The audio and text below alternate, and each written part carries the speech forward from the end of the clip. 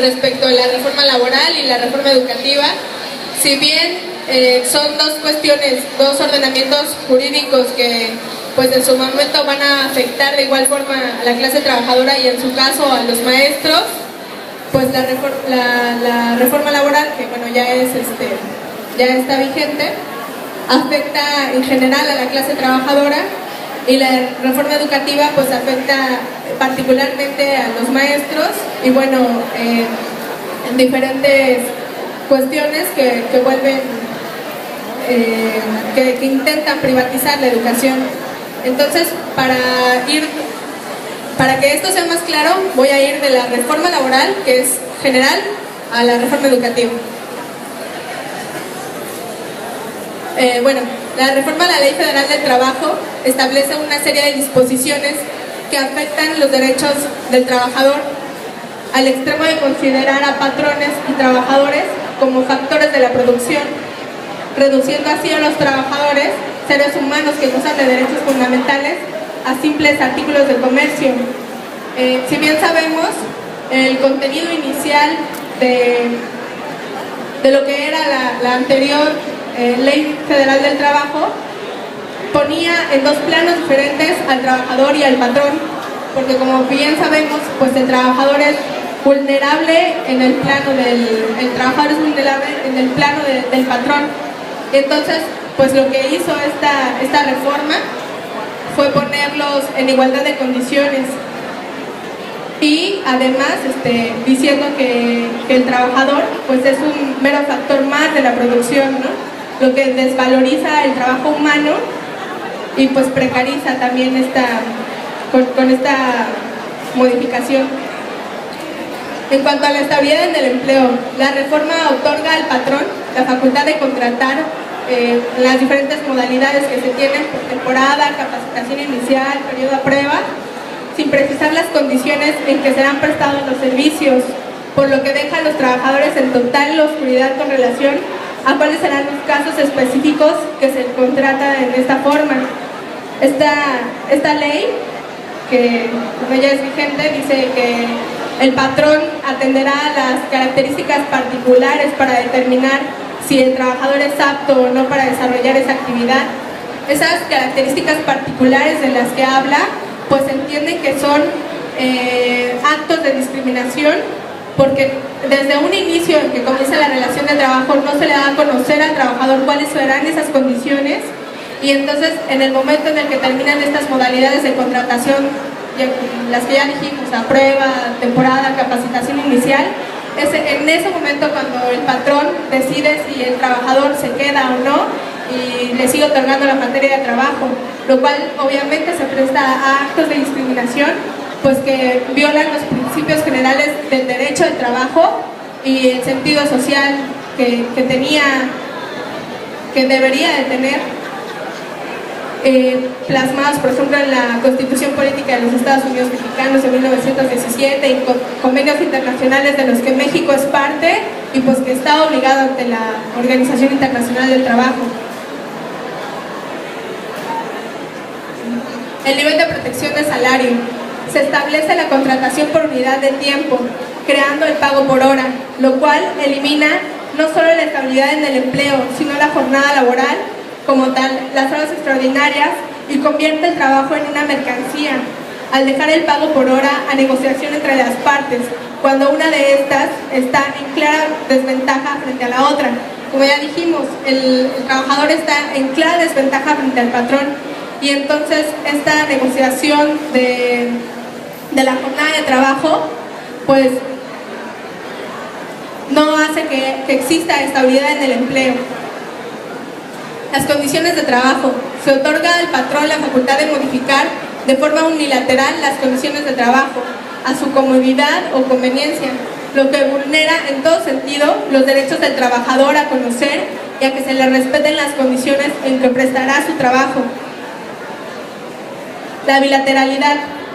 Se convierte el contrato de trabajo en un contrato unilateral, donde una de las partes, el patrón, establece las condiciones y puede modificarlas a su conveniencia, y la otra parte, el trabajador, únicamente se puede limitar a aceptarlas. Es decir, el trabajador se adhiere a las disposiciones que el patrón le establece, pues para poderle dar la materia de trabajo, lo cual obviamente también elimina el sentido pues de la negociación colectiva, ¿no? Ni siquiera del contrato de trabajo, condiciones de trabajo, sino de la negociación colectiva, pues que es una de las herramientas que la clase trabajadora debe utilizar pues para reivindicar sus intereses y luchar por ellos. Elimina el principio de justicia social. Con esto se pretende que las relaciones laborales se dan entre iguales como factores de la producción, como ya dijimos, desvalorizando el trabajo de la clase trabajadora, negando al trabajador el carácter de parte débil en la relación, carácter que sí era considerado en la ley anterior y por el cual se dotaba al trabajador de normas protectoras de sus derechos, productos de una lucha social de más de 100 años. Es decir, todos los derechos pues, que se lograron a lo largo de la historia, pues parece que van en retroceso, ¿no? Y entonces la esencia que tiene el derecho al trabajo, que es un derecho social, que es un derecho pues que protege a una clase que está en desventaja sobre un particular, en este caso el patrón, pues prácticamente se elimina. Viola el principio de progresividad. A través de este principio se considera que los derechos de los trabajadores deberán siempre de incrementarse, siendo tendientes a proteger en mayor medida sus intereses, más nunca desconocer o disminuir derechos que estos ya hubieran tenido consagrados legalmente. Este principio se viola con la nueva ley, ya que esta disminuye seriamente los derechos ya consagrados en favor de los trabajadores. Se supone que la Constitución establece mínimos básicos, derechos básicos que se deben de respetar, y de ahí en adelante pues los derechos y los intereses que el trabajador pueda convenir con el patrón pues se negocian, ¿no? Pero en este caso parece que la ley se enfoca a esos mínimos básicos y olvida que pues esos mínimos básicos son de ahí hacia arriba, no de ahí hacia abajo. La seguridad social. Se elimina la tabla de evaluación de enfermedades derivadas de los riesgos de trabajo, dejando al trabajador en clara desventaja al desconocer la forma en que será dictaminado un riesgo de trabajo. Esto tiene mucho que ver con la supletoriedad, porque recordamos que pues, la Ley Federal de los Trabajadores al Servicio del Estado regula ciertas disposiciones, pero bueno, es una ley que no contiene muchos artículos y entonces deja muchas lagunas. Y la Ley Federal del Trabajo es supletoria de esta ley, y entonces al eliminar este tipo de disposiciones, pues de igual forma, ¿no? Se deja en indefensión total a los trabajadores en este sentido. La libertad de sindicación. Con la reforma se derogan artículos de la ley que consagraban derechos sindicales, tales como la revisión del contrato colectivo de trabajo, situación que no debe permitirse, pues eliminan conquistas logradas por la representación sindical. Además, pues violando convenios internacionales de los que México es parte, ¿no? Y que no ha cumplido, como el convenio 87 sobre libertad sindical, y bueno, el convenio 98 de negociación colectiva, que si bien México no ha ratificado, pues está obligado a cumplirlo, ya que es miembro de la Organización Internacional del Trabajo, y al ser miembro de esta, pues se obliga a cumplir todas sus disposiciones. Bueno, ¿quién nos rige? Creo que nos queda claro que nos rige la Ley Federal de los Trabajadores al Servicio del Estado, reglamentaria del apartado B del artículo 123 constitucional, y que supletoria a esta pues se aplicará a lo contenido de la Ley Federal del Trabajo.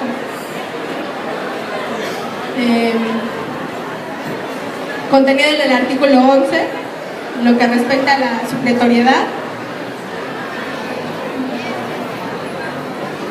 Y bueno, hay una tesis jurisprudencial, ¿no? La 1/96 de la Suprema Corte de Justicia de la Nación, que establece en su resolución que los trabajadores al servicio del Estado, sujetos a los derechos previstos en el apartado B del artículo 123 constitucional, al prestar servicios para autoridades educativas de organismos públicos descentralizados, también es aplicable las normas mínimas contenidas en el apartado A del mismo artículo, del 123 constitucional. bueno, pues ahora que lo que interesa en este momento, ¿no? Que como ya les dije, me parece que hay una confusión, ¿no? Muchos pensaban que los amparos que se presentaron en contra de la reforma laboral, no sé si ustedes también, pero bueno, me comentaron algunos trabajadores, ¿no?, que tenían esa confusión de si esos amparos también eran contra la reforma educativa. No, esos amparos, esas demandas de amparo que se presentaron, pues en caso de que se otorguen, obviamente, solamente protegen contra las disposiciones contenidas en la Ley Federal del Trabajo, se modificaron. La reforma educativa, pues en su momento se podrán presentar las demandas de amparo cuando ya sea vigente. El artículo 3 constitucional. Se supone que el Estado garantizará la educación obligatoria de manera que los materiales y métodos educativos, la organización escolar, la infraestructura educativa y la idoneidad de los docentes y los directivos garanticen el máximo logro de aprendizaje. Adicionalmente, el ingreso al servicio docente y la promoción a cargo con funcionarios de dirección o de supervisión en la educación básica y media superior que imparta el Estado se llevarán a cabo mediante concursos de oposición que garanticen la idoneidad de los conocimientos y capacidades que correspondan. La ley reglamentaria fija los criterios, los términos y condiciones de la evaluación obligatoria para el ingreso, la promoción y el reconocimiento y la permanencia en el servicio profesional, con pleno respeto a los derechos constitucionales de los trabajadores de la educación. Serán nulos todos los ingresos y promociones que no sean otorgados conforme a la ley. Lo dispuesto en este párrafo no será aplicable a las instituciones a las que se refieren las fracciones séptima de este artículo. Obviamente que este artículo pues lo que hace es dar al traste con los derechos adquiridos que ya tenían muchos de los trabajadores, porque pues ahora se ponen en igual de condiciones, ¿no? O sea, no importa cuánto sea la antigüedad, se les va a evaluar en igual de condiciones para poder obtener no sé, ascensos en relación a la promoción y pues el ingreso y también en relación al ingreso. Los transitorios, el quinto, las adecuaciones al marco jurídico para fortalecer la autonomía de gestión de las escuelas con el objetivo de mejorar su infraestructura, comprar materiales educativos, resolver problemas de operación básicos y propiciar condiciones de participación para que los alumnos, maestros y padres de familia, bajo el liderazgo del director, se involucren en las resoluciones de los retos que cada escuela enfrenta. Esto lo que tiende es quitarle responsabilidad al Estado. El Estado pues es el que debe de garantizar el derecho de educación y entonces se quita de responsabilidad y le confiere esta responsabilidad a los padres de familia, que si tomamos en cuenta con las modificaciones a la ley del trabajo, pues los deja en una precariedad total y una inestabilidad en el empleo, pues cómo van a poder garantizar este derecho, pues que además se corresponde al Estado hacerlo. Compañeros y compañeras, vamos a hacer un paréntesis.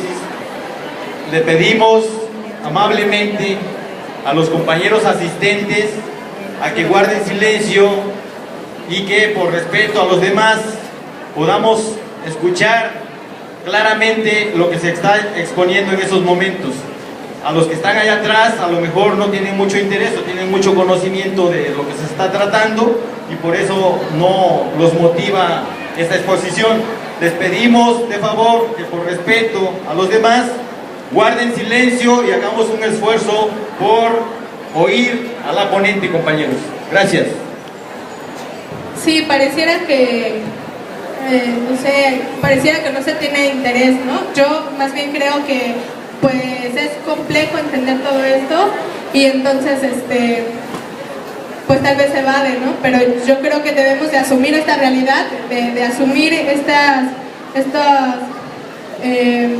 ¿cómo decirlo?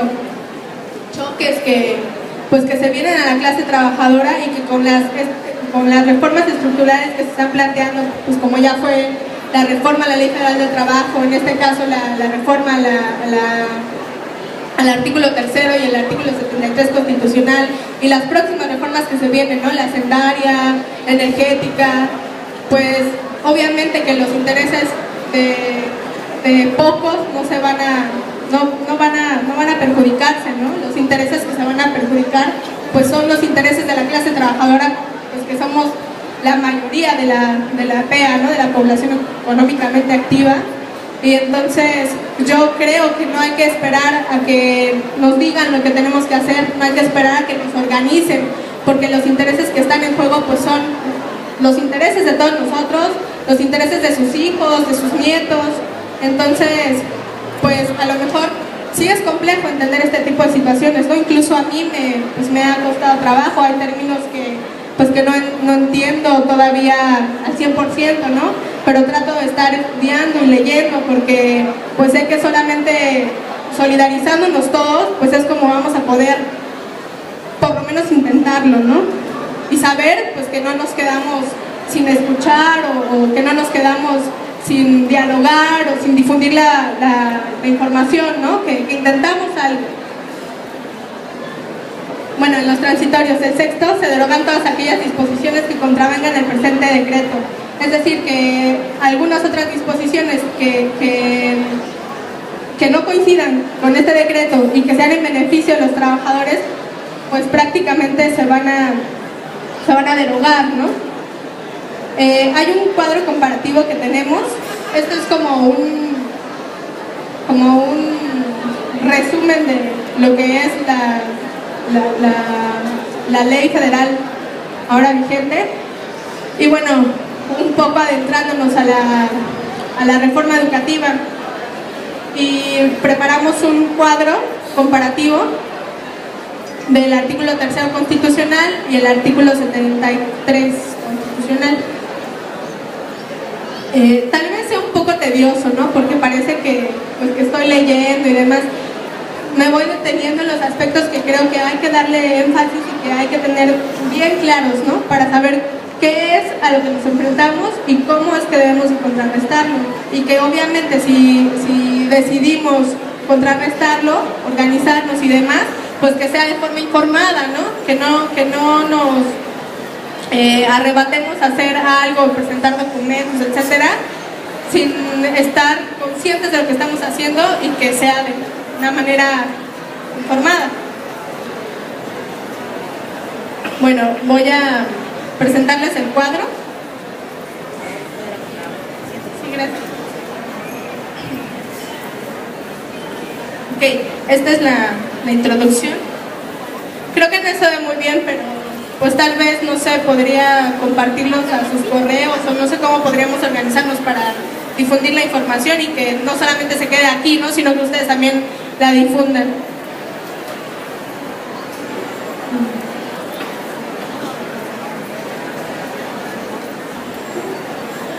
Bueno, la mal llamada reforma educativa que se pretende con los agregados a los artículos 3º y 73 de los Estados Unidos mexicanos es en realidad una modificación de carácter administrativo. Permítanme.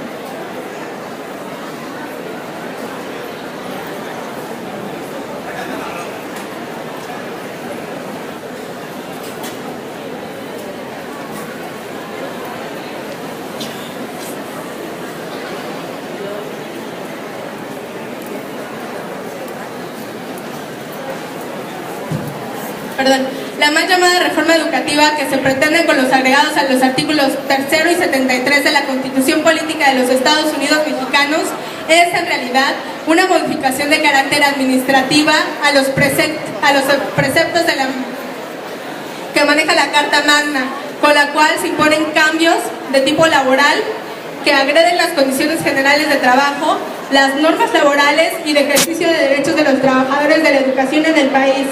Se supone que el artículo 3º constitucional pues regula en materia de educación y que el sentido que tiene pues es que sea en relación al artículo 3º constitucional.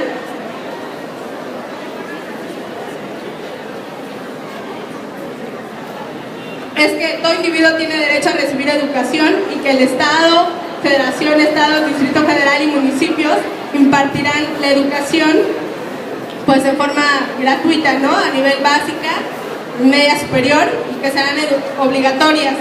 que la educación que imparte el Estado tendrá a desarrollar armónicamente todas las facultades del ser humano y fomentar en él a la vez el amor a la patria, el respeto de los derechos humanos y conciencia de la solidaridad internacional en la independencia y en la justicia. Se supone que estos son los fines de la educación.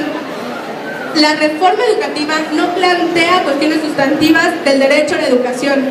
Como ya lo dije, es una cuestión meramente administrativa que intenta reformar las relaciones laborales, pues para que en conjunto con la ley del trabajo, pues sea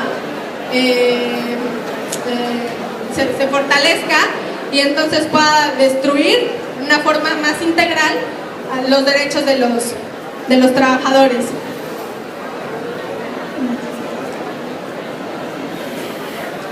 El propósito es el despojo de la materia de trabajo a los actores del proceso educativo con la aplicación de estas medidas puramente administrativas, al tiempo que pretende doblegar y subordinar a los cambios de tipo tecnológico, administrativos, impregnando de un sentido ideológico de competencias, el sentido que tiene la cultura del saber, agrediendo los valores que dan identidad y construyen un sentido de pertenencia a los ciudadanos mexicanos, objetivos básicos que emanan de la legislación, que en sus orígenes tienen como ejes estos valores contenidos pues en la Constitución del 17.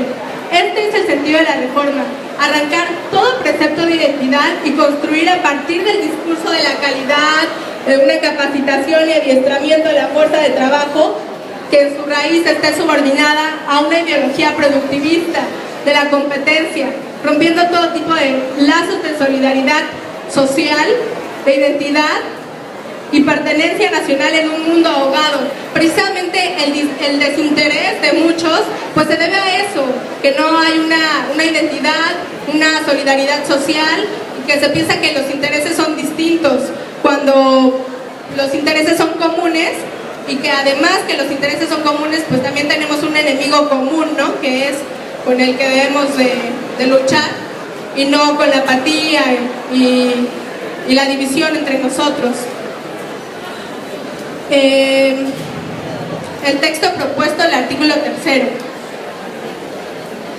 Sobre la fracción tercera, primer y segundo párrafo, un argumento que ha fomentado el grupo promotor de la llamada reforma educativa en el ámbito público y privado tiene que ver con el señalamiento de recuperar la rectoría del Estado en materia de educación, desde el sentido específico que señala la impartición de educación pública de calidad. A este respecto hay que señalar que el Estado mexicano, y en particular el Ejecutivo Federal en turno, tiene la obligación de encargarse de la educación en todos los niveles en términos de la fracción tercera del artículo 3 constitucional. Por tanto, el señalamiento e impugnación que hacen deja de lado el hecho de que los docentes del país han sido los aplicadores de la estructura curricular diseñada por el Estado, y no es su responsabilidad que el Estado mexicano en los últimos 2 sexenios haya promovido incluso el traslado de recursos públicos a instituciones privadas de educación en un formato muy cuestionable de apoyos y subsidios, pretextando el otorgamiento de becas, situación que refleja una desatención del Estado mexicano para con este compromiso particular con la educación pública en el país, porque los estudiantes no necesitamos becas. Los estudiantes necesitamos pues que nuestros padres tengan estabilidad en su empleo, que no haya precarización, buenos salarios para que nos puedan proveer de todos los elementos necesarios para garantizar nuestro derecho a la educación y las necesidades, ¿no?, que todas las familias tienen. Adicionalmente, el ingreso al servicio docente y la promoción a cargos con funciones de dirección o de supervisión en la educación básica y media superior que imparte el Estado se llevarán a cabo mediante concursos de oposición que garanticen la idoneidad de los conocimientos y capacidades que correspondan. La ley reglamentaria de este artículo fijará los términos para el ingreso, la promoción, el reconocimiento y la permanencia en el servicio. La reforma violenta el artículo 8 constitucional y el propio párrafo 2 de la fracción tercera, relativo a la consulta a los gobiernos de los estados y a los actores del proceso educativo respecto a la reforma al tercero constitucional, al dejar fuera a los docentes frente a grupos, los mismos de la comunidad escolar, estudiantes y padres de familia, así como de la propia comunidad del marco donde están asentadas las escuelas. Permita que se violente la soberanía nacional cuando se subordinan los diagnósticos y comparativos que hace la OCDE acerca del desempeño de los educandos y los docentes del país respecto de otros países. Pues porque estos concursos de oposición obviamente que tendrán cierta... Es decir, que se va a aplicar ese mismo concurso de oposición a todos por igual, ¿no? No importando las condiciones específicas en las que se desarrollen los docentes, pues en cada región de la República, que evidentemente, aunque es el mismo país, pues las condiciones son distintas, ¿no? Y entonces estas evaluaciones se aplicarán por igual, no importando las condiciones en las que se desarrollen. En el marco de las regulaciones laborales, violenta la bilateralidad de la relación entre trabajadores y representación sindical, cuando conculca el derecho al ingreso de aquellos que han concluido sus estudios profesionales orientados a la educación, después de haberse preparado por cuando menos de 4 a 5 años de estudios para ser docente, y no considera que el título profesional y la inclusión de estudios profesionales demuestran que hay competencias profesionales para lograr asumir la contratación como docente frente a grupo, porque el título lo otorga una institución que goza de una validez oficial. De esta forma,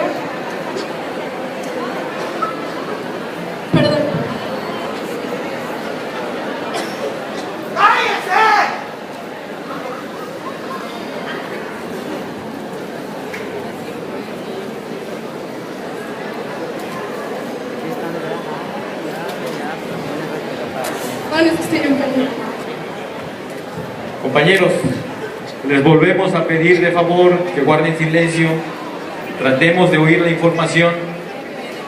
Yo creo que la abogada está aportando elementos muy importantes, independientemente de su juventud. Yo creo que el contenido es la sustancia que debemos de rescatar aquí en esta reunión. Por otro lado, queremos decirles que hay una inquietud, compañeros, de marchar al término de esta conferencia. Vamos a hacer una marcha corta de aquí al Asta Bandera, manifestando nuestra inconformidad, y ese sería el primer paso que vamos a dar aquí en la región de manera organizada para arribar el día 5 de febrero en Chilpancingo con una marcha masiva a nivel estatal, y que al mismo tiempo de esa marcha se va a dar un evento en la Ciudad de México, en la Cámara de Diputados, un evento político educativo donde todos los contingentes de la CENTE a nivel nacional tendrán una representación y harán un acto político educativo frente a la Cámara de Diputados en la Ciudad de México. Quedan todos invitados para la marcha del día 5, y esperamos que ustedes también hagan lo propio con sus compañeros para que esa marcha sea una muestra de fuerza y de resistencia por todo lo que viene en esta cascada de reformas que vienen a lesionar todos los derechos de los trabajadores de la educación.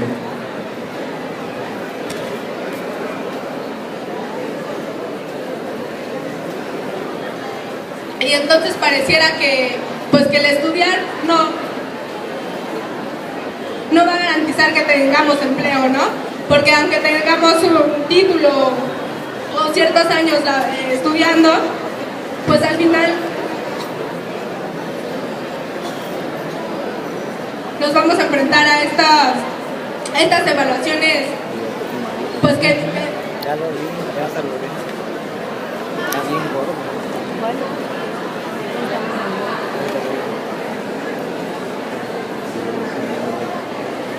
Que discriminan.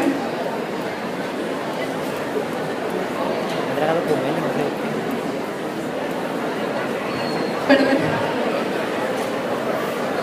Luego, el Instituto Nacional para la Evaluación de la Educación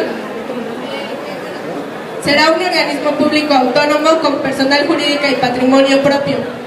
Corresponderá al Instituto evaluar el desempeño y resultados del Sistema Educativo Nacional en la educación preescolar, primaria, secundaria y media superior. Para ello deberá Diseñar y realizar las mediciones que correspondan a componentes, procesos o resultados del sistema. Expedir los lineamientos a los que se sujetarán las autoridades educativas federal y locales para llevar a cabo las funciones de evaluación que les corresponden. Y generar y difundir información y con base a esta emitir directrices que sean relevantes para contribuir a las decisiones tendientes a mejorar la calidad de la educación y su equidad como factor esencial en la búsqueda de la igualdad.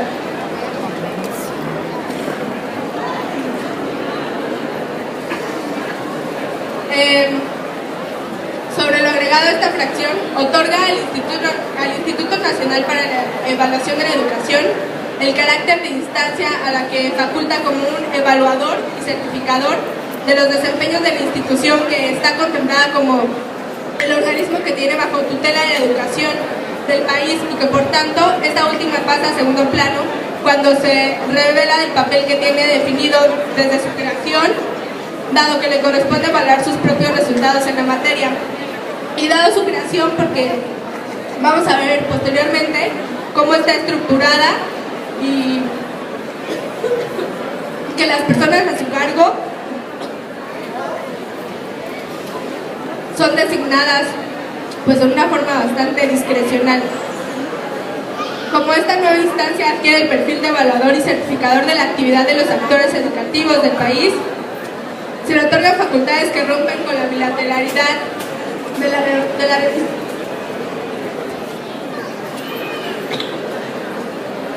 de las actividades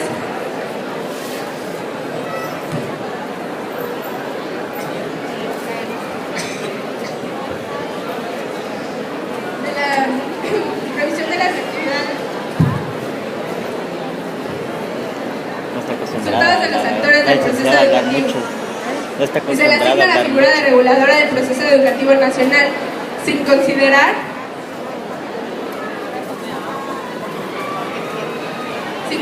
las condiciones en las que se desempeñan los procesos educativos en cada una de las entidades federativas que conforman la República Mexicana, con todo el mosaico multicultural y socioeconómico que representa, haciendo caso omiso a la existencia de una relación que se encuentra en el marco del federalismo y de las autonomías relativas que otorga la propia Constitución de los Estados Unidos mexicanos, al haber abstracción del marco en que operan las leyes estatales de educación que han sido construidas a partir de los perfiles específicos que contiene cada entidad.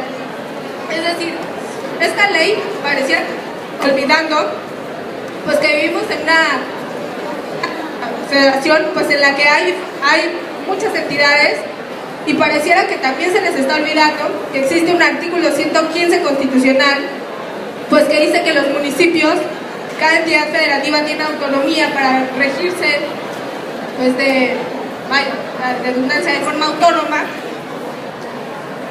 y entonces en este sentido pues dice que este decreto, es decir, que todas las demás leyes se deben ajustar a lo que contiene este decreto, olvidando así pues la autonomía que tienen las entidades, los municipios, y pues que en ese sentido es inconstitucional, ¿no? Porque violenta claramente este artículo establecido en la Constitución, que es vigente, y entonces pues por ahí podemos empezar a ver cómo es que nos vamos a organizar, ¿no?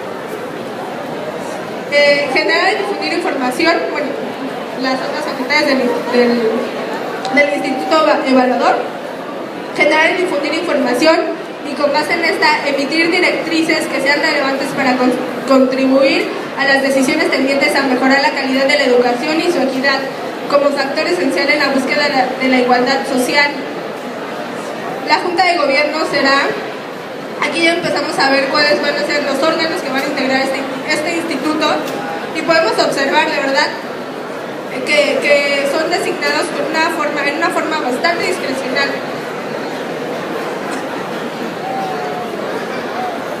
Y podemos observar también, como vamos a ver, pues quién es la persona que de forma discrecional va a decidir quiénes van a estar a cargo de este instituto evaluador. La Junta de Gobierno será el órgano de dirección del instituto. Se integrará por 5 miembros designados por el Ejecutivo Federal, con la aprobación dentro del plazo de 30 días naturales de las 2/3 partes de los miembros presentes de la Cámara de Senadores o durante los recesos de esta de la Comisión Permanente. Si dentro de dicho plazo la Cámara de Senadores no se pronuncia sobre la designación de algún miembro de la Junta de Gobierno, se tendrá por ratificada la efectuada por el Ejecutivo Federal. En caso de que en la votación no se reúna la mayoría requerida, el Ejecutivo Federal deberá someter a aprobación una nueva designación. Sin respeto de esta segunda designación, no existe pronunciamiento, la misma se entenderá aprobada, y si sometida a votación no se reúne la mayoría requerida, el Ejecutivo Federal designará directamente a otra persona. Es decir, que la Cámara de Senadores también tiene la facultad de designar quienes van a estar dentro de esta comisión, dentro de esta dirección, pero si la Cámara de Senadores no se pone de acuerdo, entonces el Ejecutivo va a ser quien decida, quien designe. Y si después los senadores se ponen de acuerdo y designan, posteriormente ya de que el Ejecutivo haya designado, no importa, se va a quedar quien haya designado el Ejecutivo. Obviamente, pues que de forma discrecional el Ejecutivo pues va a colocar en ese puesto pues a alguien que vaya pues con los mismos intereses particulares que tiene, ¿no? Compañeros, hacemos un paréntesis. Vamos a tratar de auxiliar aquí a la abogada. El compañero Néstor va a dar lectura y la compañera únicamente explicaría en el momento que así lo requieran. Si se ponen de acuerdo, les damos unos minutos, 2 minutos para que se pongan de acuerdo cómo desarrollarían la dinámica.